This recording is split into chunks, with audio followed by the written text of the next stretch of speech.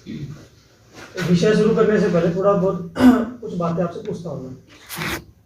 अभी सिद्धांत जी ने केशव शब्द का बार बार कहा, हमें वीर केशव मिले आप जब से।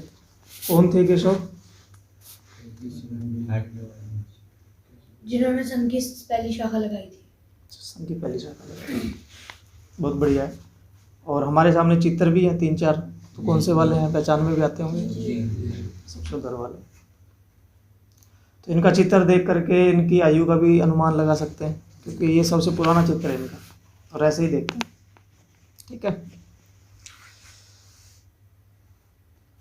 संघ की शुरुआत हम सब जानते हैं, बार बार शाखों में भी अपने का विषय आता है, कोई ना कोई कार्यकर्ता हमारे पास में विषय भी रखता है कि संघ की शुरुआत किन्होंने की, तो कहते हैं डॉक्टर केशव बलीराम हेडगेवार जी ने। तो कौन थे डॉक्टर केशव बलीराम हेडगेवार जी? ये जो प्रश्न आता है हमारे पास में, तो जिज्ञासा मन में पैदा होती है कि ऐसा कौन व्यक्ति था जिन्होंने एक स्थान से शाखा शुरू की, नागपुर से 1925 में शुरू की। आज 96 वर्ष हो गए हैं, आज विश्व का सबसे बड़ा संगठन अपना बन गया है, उसका इतना विस्तार हो गया है। अभी एक सर्वे कराया गया था, तो उसमें लगभग 35 लाख स्वयंसेवकों का वो सर्वे हुआ था, जो बड़ी आयु के हैं।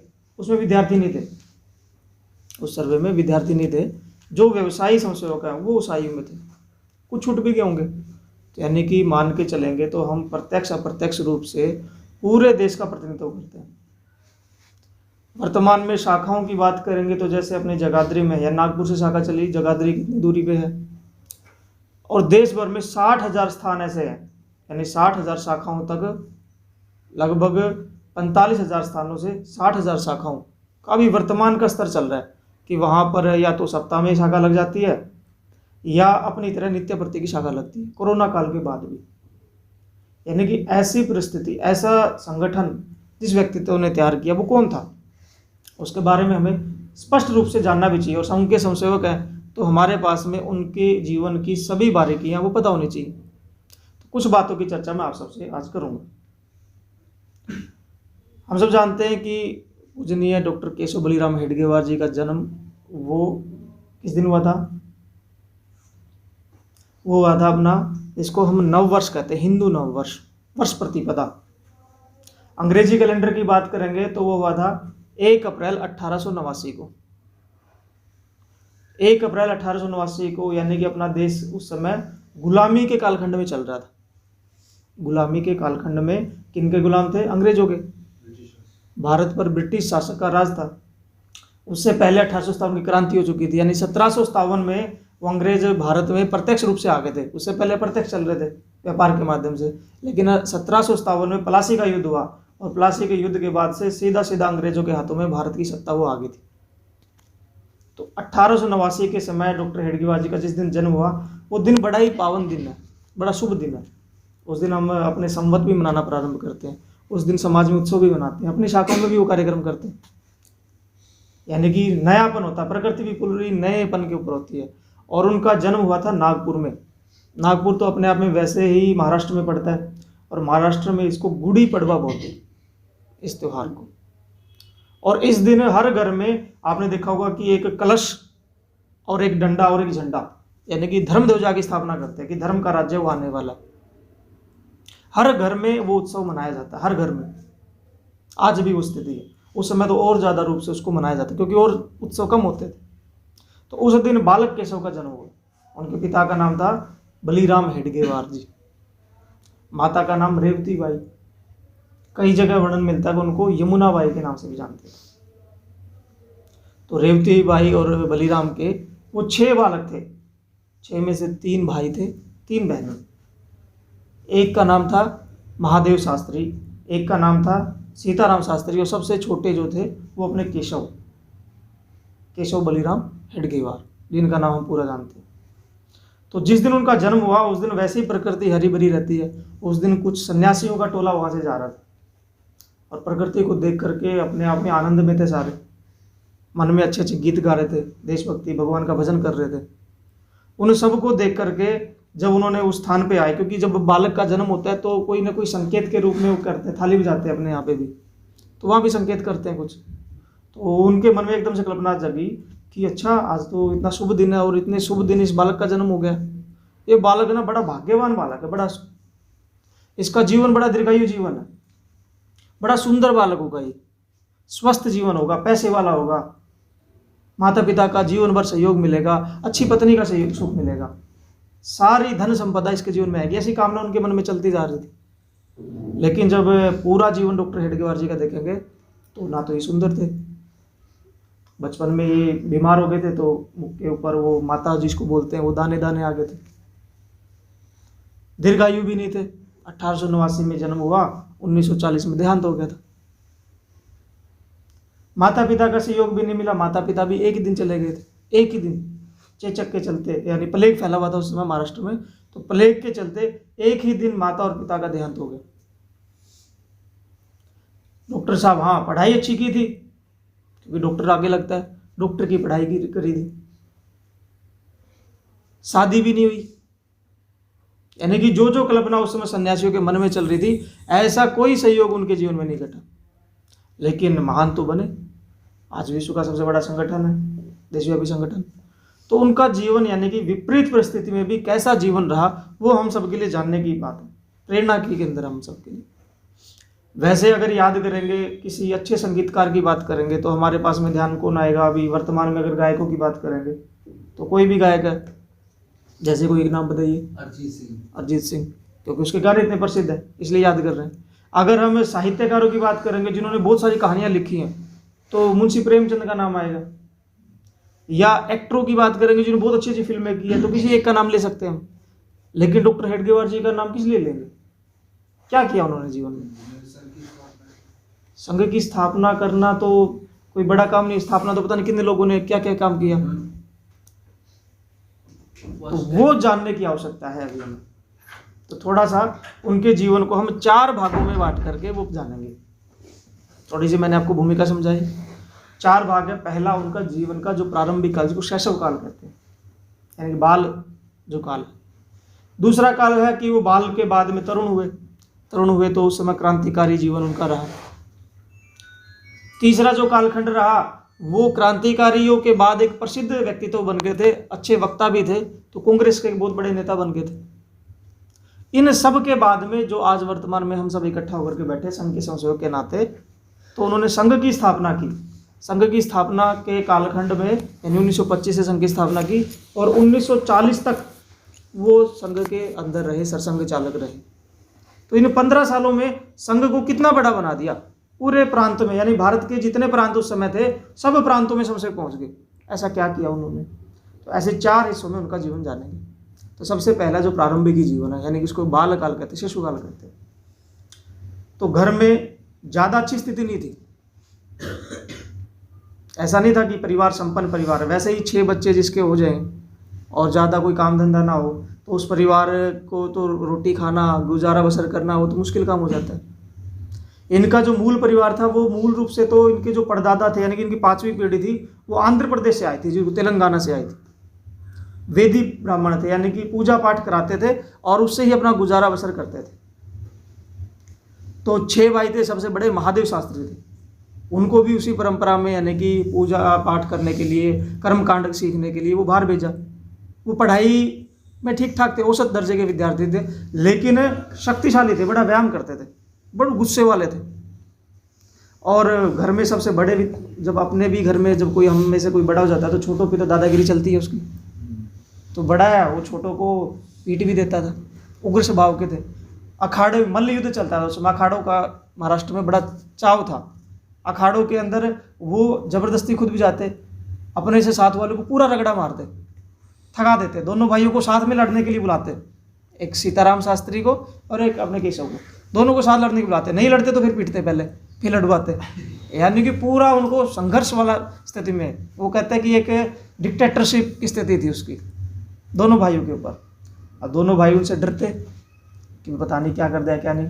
महादेव शास्त्री का तो इतना रोल था घर में कि किसी को पीटना ना, मान लीजिए कोई गड़बड़ कर रहा है तो छोटे वाले को भेज दे, केशव को, जा उसको पीट कर गया। अब वो ना लड़े तो खुद पीटेंगे, या तो वहाँ से पीट के आ जाए, पीट के आ जा, नहीं तो मैं पीटूंगा। यानी कि ऐसी स्थिति थी केशव की।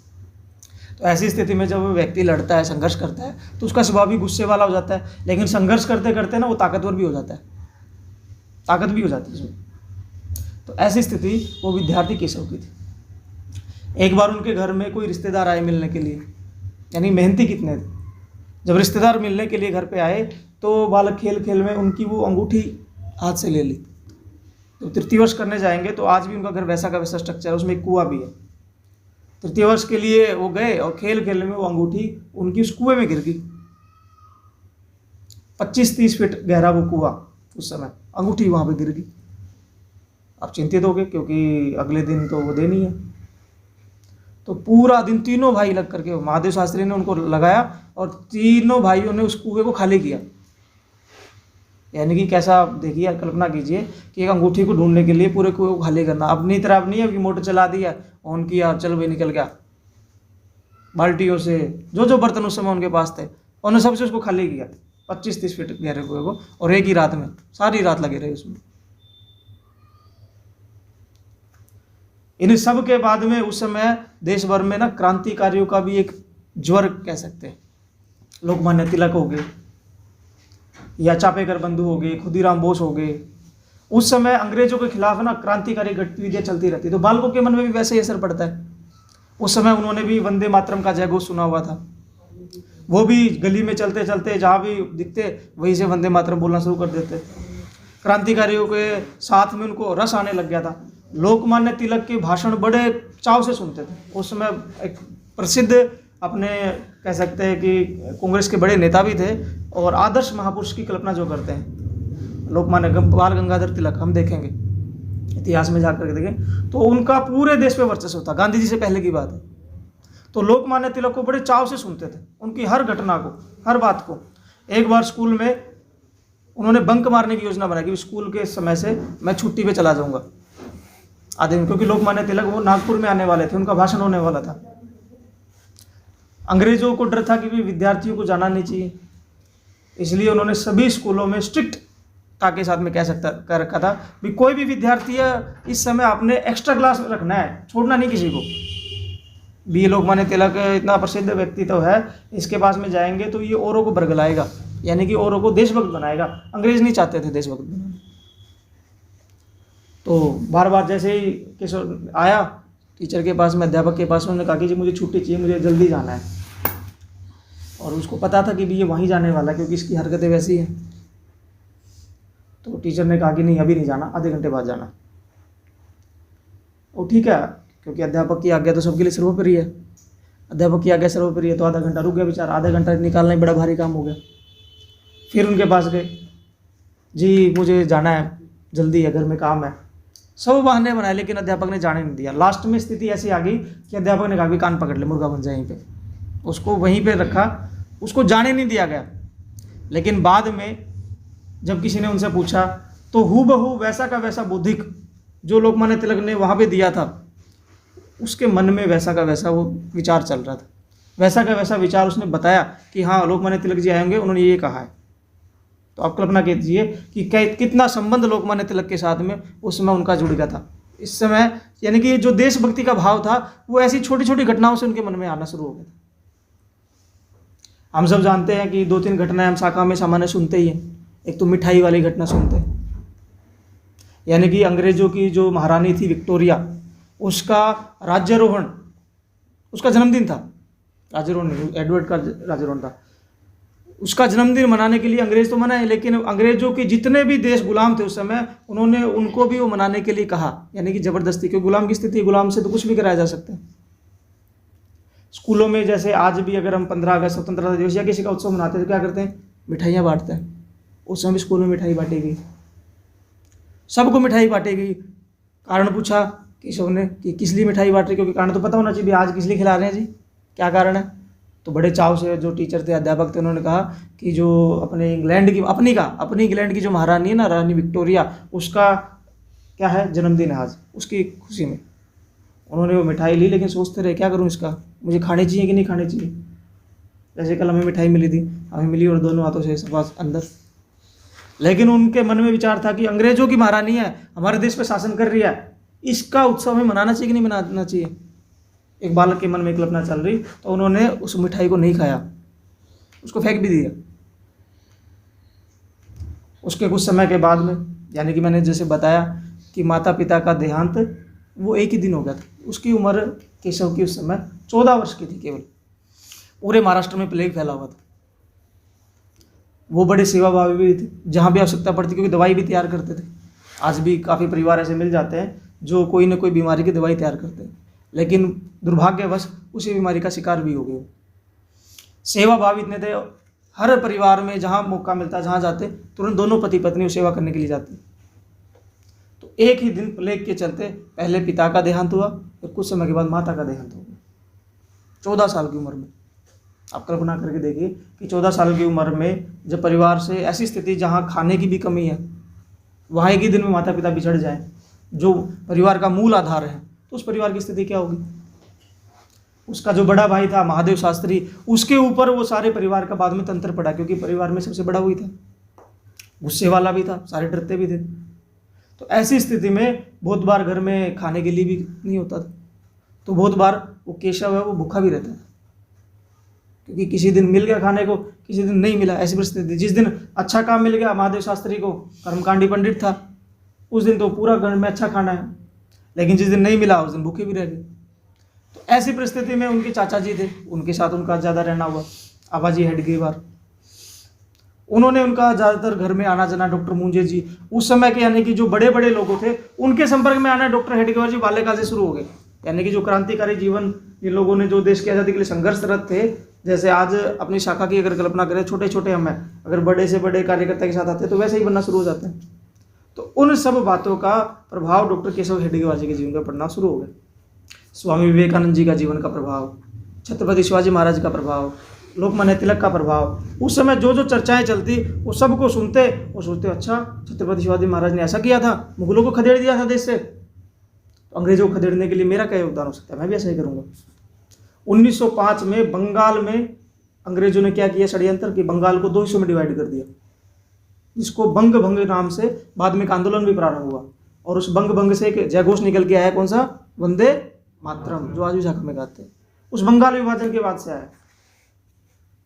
पूरे देश में विद्रोह हो गया कि अंग्रेजों की नीति है वो डिवाइड एंड रूल की है, फूट डालो राज करो की नीति है, इसका हमें प्रतिरोध करना पड़ेगा, इसको हटाना पड़ेगा। 1911 में अंग्रेजों को हटाना पड़ा मजबूरी में वो, लेकिन वो 6 साल चला निरंतर आंदोलन, और उन 6 सालों में पूरा देशव्यापी वो आंदोलन बन गया था। हम भी अपनी पुस्तकों में पढ़ते हैं बंग भंग आंदोलन को। बंग भंग आंदोलन के समय पूरे देश में जब वंदे मातरम का जयकार गूंजने लग गया तो अंग्रेज घबरा गए कि हाँ वंदे मातरम सुनेंगे तो, यानी कि पूरे देश में प्रतिबंध लगा दिया गया कि जो भी वंदे मातरम बोलेगा वो राजकीय दंड का अधिकारी होगा, उसको राजद्रोह का मुकदमा चलेगा उसके ऊपर। एक बार विजयदशमी का उत्सव, विजयदशमी पे महाराष्ट्र में क्या करते हैं, सीमा उल्लंघन का कार्यक्रम करते हैं। सीमा उल्लंघन समझते हैं आप? सीमा उल्लंघन यानी कि अपने क्षेत्र का विस्तार करते थे। पहले महाराजा जो थे उस दिन विशेष धर्म की जगह प्रतीक हम मानते हैं, अभी हमने मनाया भी है, उस दिन अपने राज्य की सीमाओं का विस्तार करते थे, इसलिए इसको सीमा उल्लंघन कहते थे। लेकिन तत्काल कुछ समय के बाद में वो सीमा उल्लंघन का कार्यक्रम वो केवल नाम मात्र का रह गया कि एक स्थान तक जाएंगे और वापस आ जाएंगे, ऐसा एक प्रतीकात्मक रूप में वो सीमा उल्लंघन का कार्यक्रम रहा। विजयदशमी का उत्सव था, रावण का दहन भी करना था, अच्छी खासी भीड़ भी रहती है। तो केशव ने अपने 2-3 साथियों को लिया, क्योंकि अच्छे खासे योजनाकार भी थे, मित्र बन भी गए थे अच्छे, और पूरी भीड़ में वहीं पे वंदे मातरम का जगह शुरू कर दिया। और बाद में रावण को क्यों मारना चाहिए, कौन रावण है असली रावण, अंग्रेजों को रावण कहकर संबोधित किया, उसका दहन करना चाहिए, ये सब बातें उन्होंने संबोधित की सबको। और उन सब के संबोधन के साथ साथ अंग्रेज आए बाद में पता करने कौन थे। तो उस समय के जो तत्कालिक कार्यकर्ता बड़े व्यक्तित्व थे, उनके रोक टोक के कारण उनको राजद्रोह के मुकदमे से उस समय बचना पड़ा, नहीं तो उस समय जेल में डाल देते। यानी कि उस समय भी अंग्रेजों को यह था कि भी समाज का में विरोध तो ठीक है, लेकिन कुछ व्यक्तित्व ऐसे होते हैं जिनका विरोध हमारे लिए ठीक नहीं होगा अंग्रेजी शासन के लिए। तो किसी ऐसे व्यक्ति के कहने से उस समय उन 3 लोगों को, यानी उन 3 बालकों को कहने से रोक दिया गया कि नहीं तो उस समय ही जेल में डाल देते। बाद में हमने घटना भी सुनी होगी, स्कूल में भी वंदे मातरम बुलवाते हो, कितने बड़े तगड़े योजनाकार, पूरी की पूरे स्कूल में हर बालक उस दिन जय घोष करता है वंदे मातरम का। अंग्रेज अधिकारी का निरीक्षक जो आता है ना, अंग्रेज अधिकारी निरीक्षक आता है तो क्या होता है, वंदे मातरम से पूरे अंग्रेज घबराते हैं। नील सिटी हाई स्कूल में अंग्रेज अधिकारी निरीक्षक के नाते आया, जिस भी क्लास में गया उसी क्लास में क्या था, वंदे मातरम। वो तिलमिला गया कि कौन है ये बालक, किसने ऐसी योजना बनाई है। कोई भी हानि भरता, कोई भी नाम नहीं लेता कि भी ये सारी योजना के पीछे केशव है। स्कूल को बंद कर दिया जाता है भी, जब तक पता नहीं चलेगा तब तक इस स्कूल को बंद रखना है, नहीं तो ये यहाँ से हमारे खिलाफ माहौल तैयार किया जा रहा है राजद्रोह का मुकदमा चलाने के लिए। प्रिंसिपल गिड़गिड़ाने लग गया। बाद में एक कंडीशन के ऊपर स्कूल खोलने के लिए कहा गया कि एक कंडीशन है, जो भी विद्यार्थी आएगा सबको ये कहना पड़ेगा कि मुझे गिल्टी है, मुझे दुख है कि उस दिन मैंने वंदे मातरम कह के संबोधित किया। आते गए, क्योंकि 3-4 महीने जब स्कूल बंद होता है तो परिवार का प्रेशर भी होता है।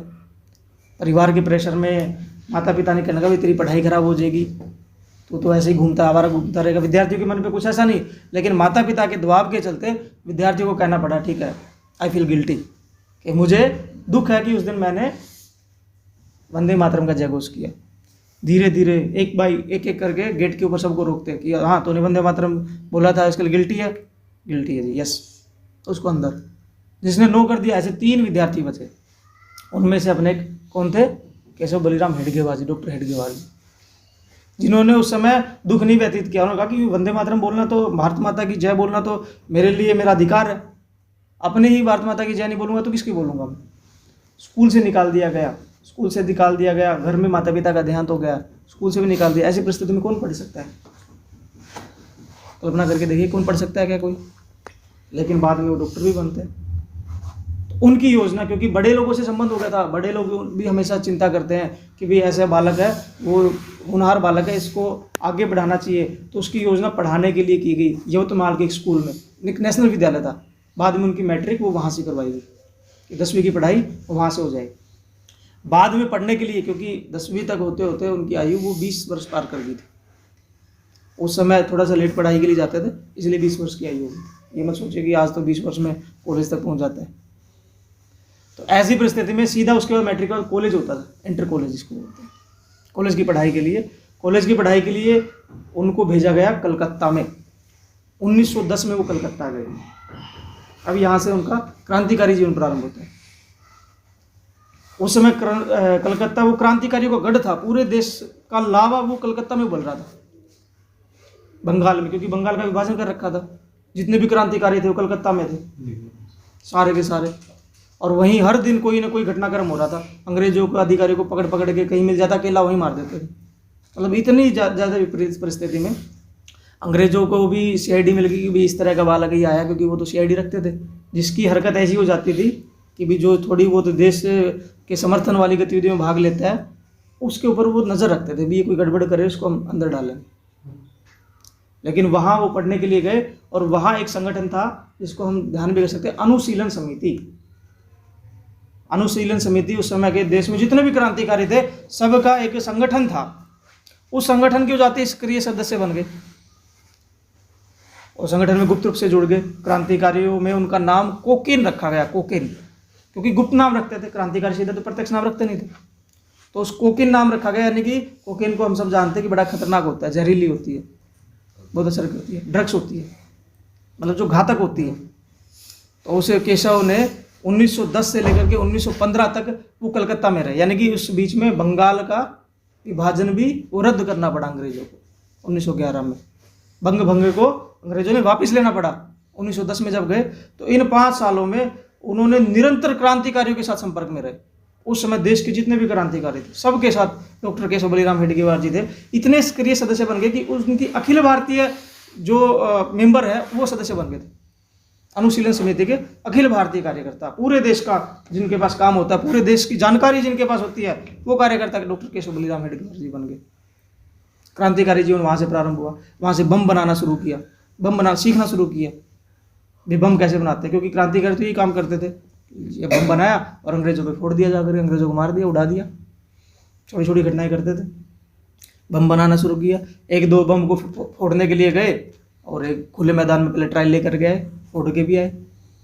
एक बार ट्रेन लूटने की योजना बनाई कि भाई ट्रेन, क्योंकि हम उससे पहले काकोरी कांड उसके बाद हुआ था, उससे पहले एक उधर ही सभी क्रांतिकारी योजना बनाई कि भाई क्रांतिकारी गतिविधियों को चलाने के लिए कुछ पैसा चाहिए, जनता से ले नहीं सकते, अंग्रेजों को लूटना पड़ेगा।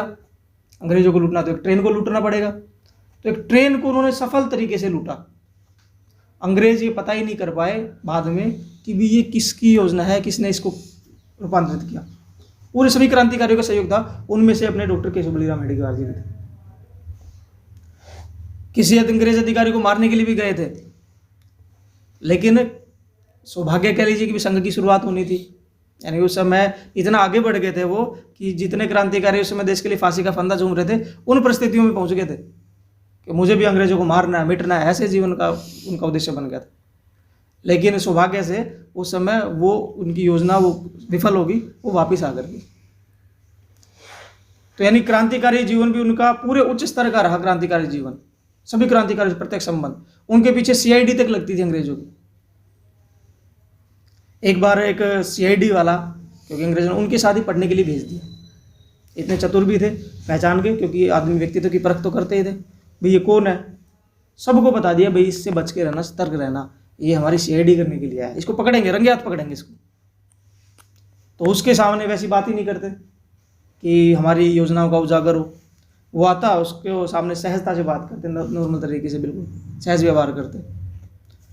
आने के बाद में एक दिन वो पकड़ा गया, रात का समय था। डॉक्टर हेडगेवार जी ने देख लिया, भाई अब मैं जा रहा हूँ कहीं, तो मेरे पीछे आ रहा है। चलते गए जंगल में ले गए उसको, और जंगल में वो भी पीछे, भी कुछ ना कुछ आज तो गड़बड़ करने वाला है ये।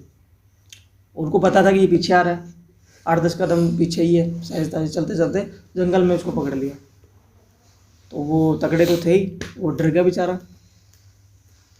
तो उसको सारा उसने बता दिया कि मेरे से गलती हो गई है, मुझे छोड़ दो, मुझे बख्श दो, मैं आगे कुछ नहीं करूँगा। मतलब कैसे योजनाकारी देखी कि सीआईडी वाले को ही पकड़ लिया। सीआईडी वाला इंक्वायरी करने आया और उसको ही वहाँ पकड़ लिया।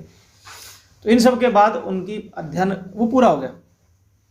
अध्ययन पूरा होने के बाद में डॉक्टर साहब वापस नागपुर आए, बीच बीच में भी आते रहते थे। उस समय तिलक जी का देहांत हो चुका था, जो उनके अनुयायी थे। एक घटनाक्रम और ध्यान आता है कि एक बार कांग्रेस के किसी अधिवेशन में ही, जब वो क्रांतिकारी जीवन में थे, तिलक जी का भाषण सुनने जाते रहते थे। तो एक बार एक मुस्लिम भी कांग्रेस का नेता था, उसका नाम था लियाकत अली खान। वो लियाकत अली खान ने एक अध्यक्षता की, उसमें लोकमान्य तिलक के खिलाफ अनर्गल कुछ ना कुछ बोलना शुरू कर दिया किसी ने। डॉक्टर हेडगेवार जी मंच के ऊपर गए और जो बोल रहा था उसको मंच के ऊपर ही थप्पड़ जड़ दिया, इतने गुस्से वाले थे। यानी कि मंच के खिलाफ, लोकमान्य तिलक के खिलाफ कुछ बोल रहा है, उसको उधर ही लगा करके दिया। सारे सभा में सन्नाटा, कोई कुछ बोल ही नहीं पाया, थप्पड़ लगा के चुपचाप आ गए वापस। इतने तगड़े और इतने निडर, इतने गुस्से वाले थे। अब गुस्से वाला व्यक्ति तो क्रांतिकारी गतिविधि में तो काम दे सकता है, लेकिन संगठन को कैसे शुरू करना है, संगठन में गुस्से वाला व्यक्ति थोड़ी काम दे सकता है। बहुत बाद में कांग्रेस के बड़े नेता बने।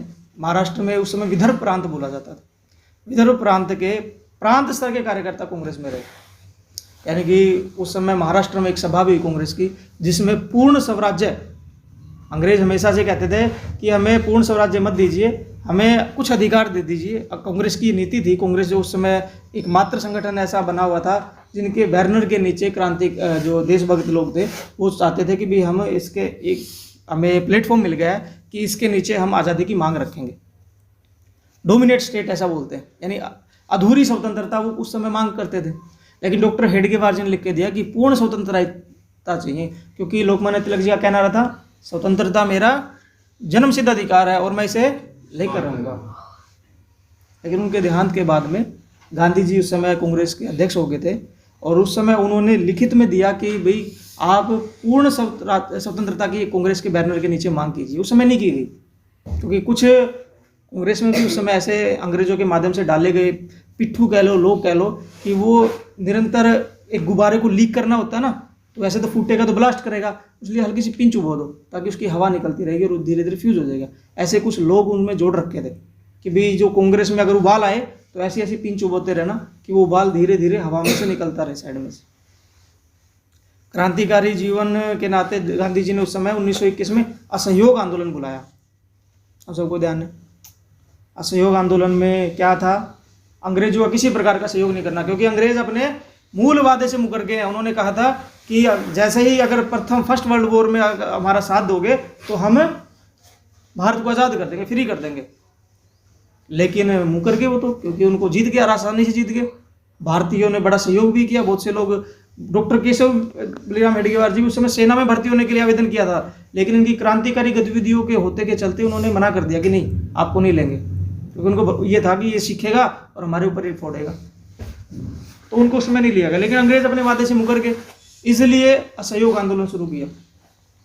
असहयोग आंदोलन में जगह जगह जा करके वो अंग्रेजों के खिलाफ भाषण देना कि हमें इनका कोई भी किसी प्रकार का सहयोग नहीं करना।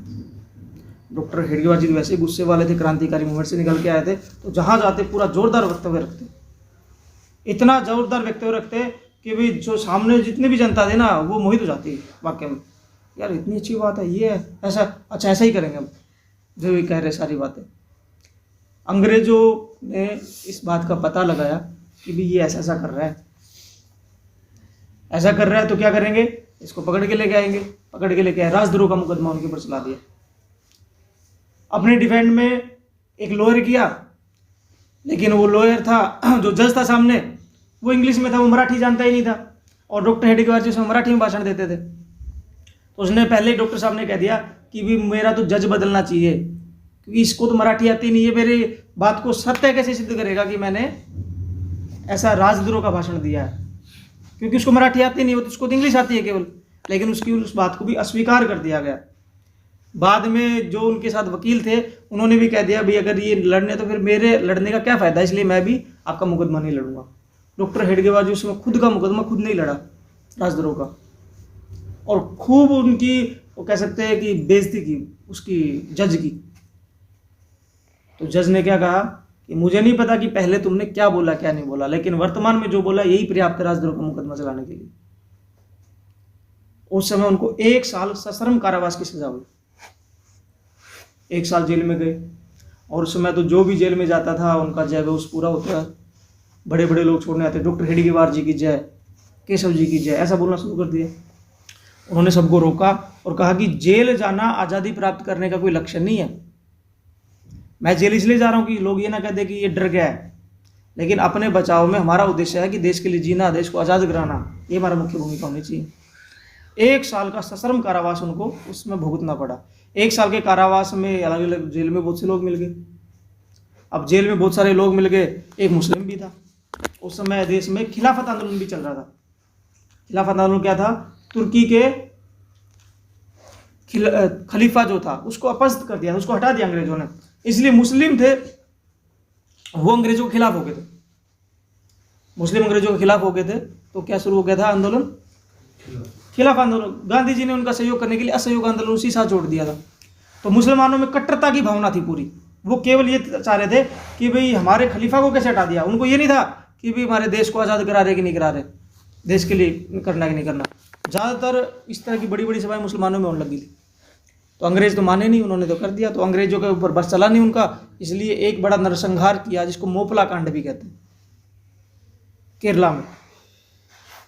उस मोपला कांड की घटना के कारण से उस जेल में उनको एक युवा मिला जो मुस्लिम था, तो 5 वक्त नमाज पढ़ता था पूरी जोर जोर से।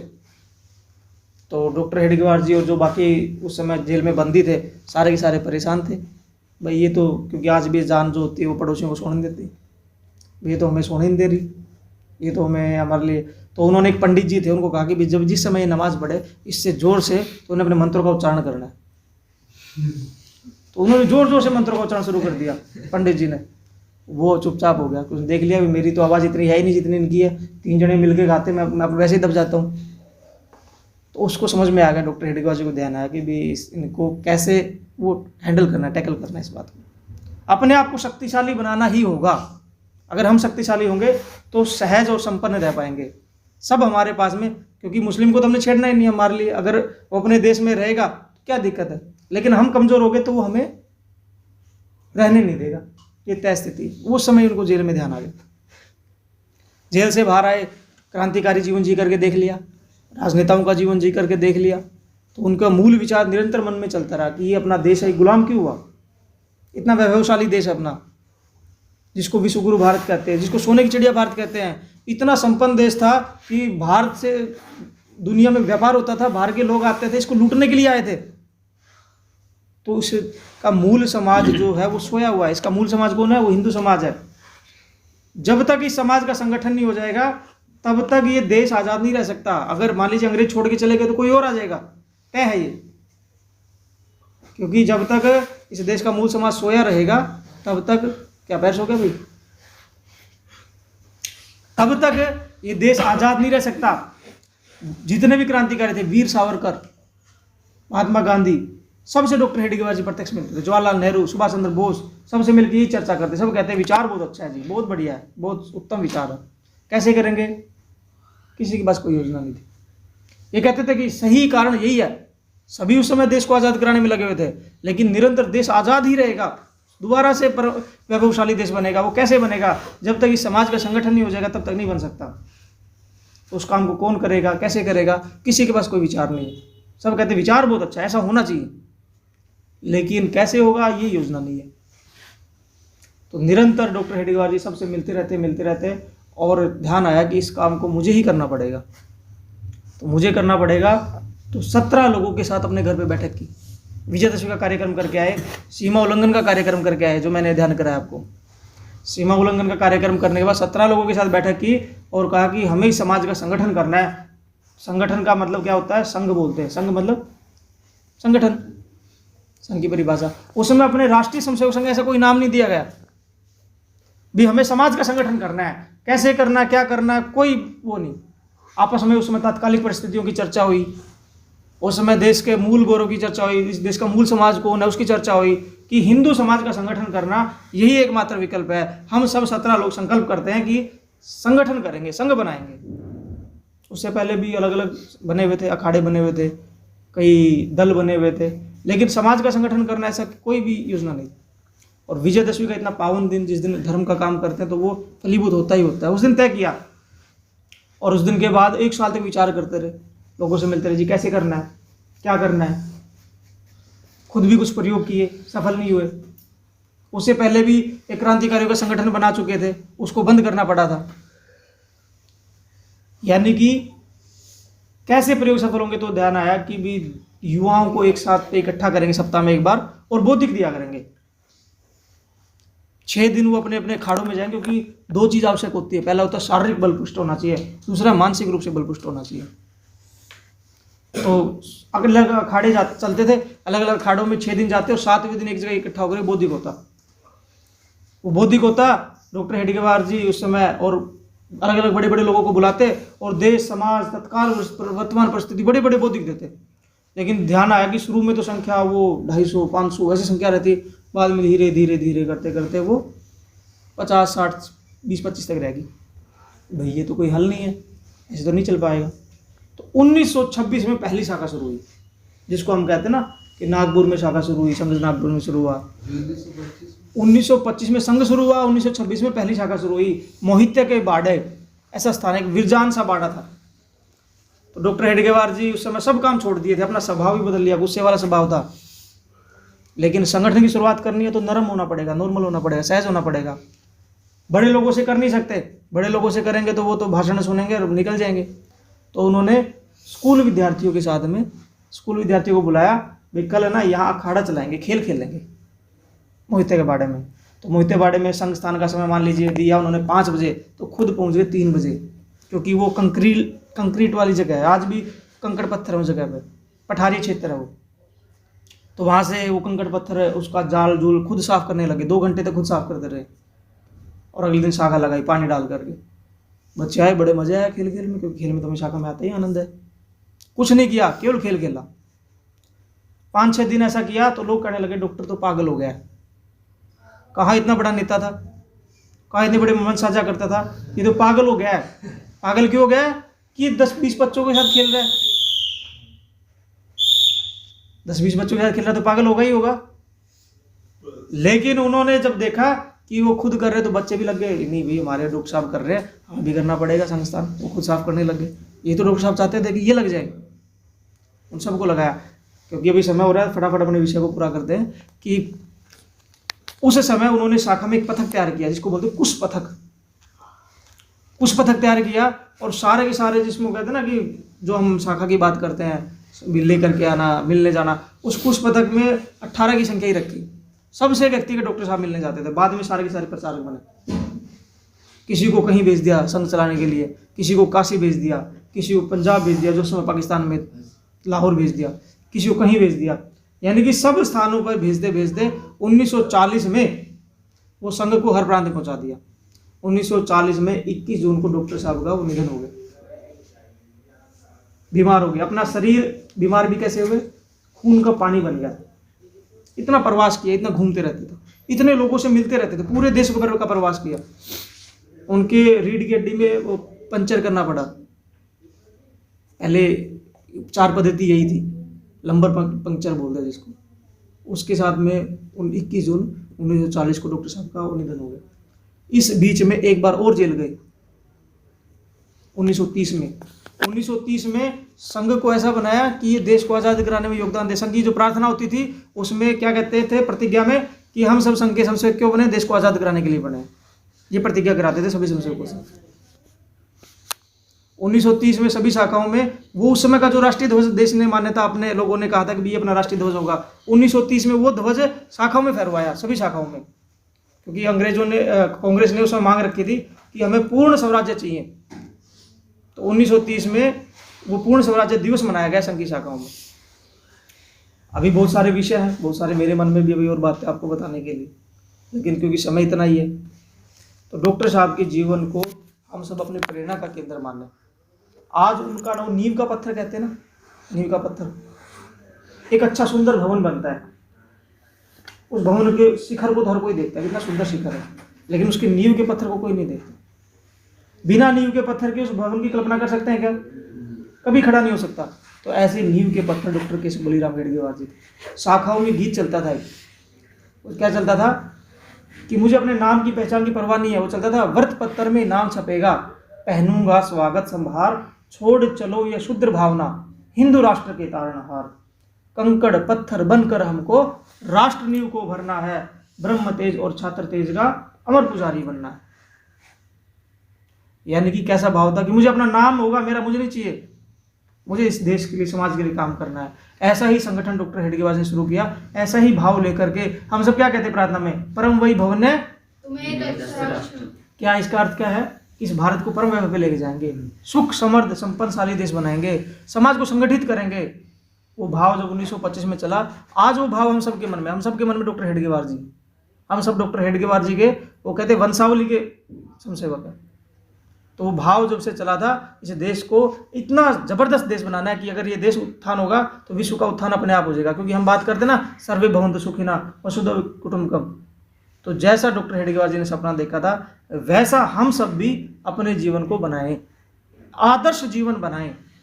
जिस भी क्षेत्र में जाएं वहाँ अपनी पहचान हो, हाँ भी संघ का संसेवक, ये अच्छा डॉक्टर है, ये अच्छा वकील है, ये अच्छा टीचर है, क्योंकि संघ का संसेवक है, इसका व्यवहार ऐसा है। ये सब बातें जो जो हमसे अपेक्षित होती है शाखा में, वो सब बातें अपने जीवन में लेकर के आएंगे तो हम इस काम को पूरा कर पाएंगे।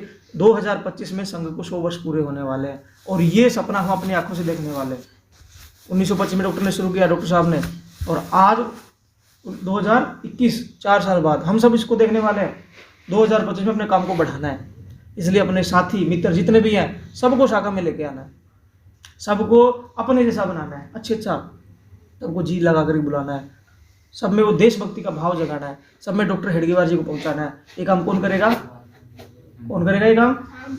हम सब मिलकर करने वाले हैं। केवल ये नहीं कि केशव शाखा करेगी और वो शाखा शक्ति शाखा नहीं करेगी, ऐसा नहीं है, सबको मिलकर काम करेंगे।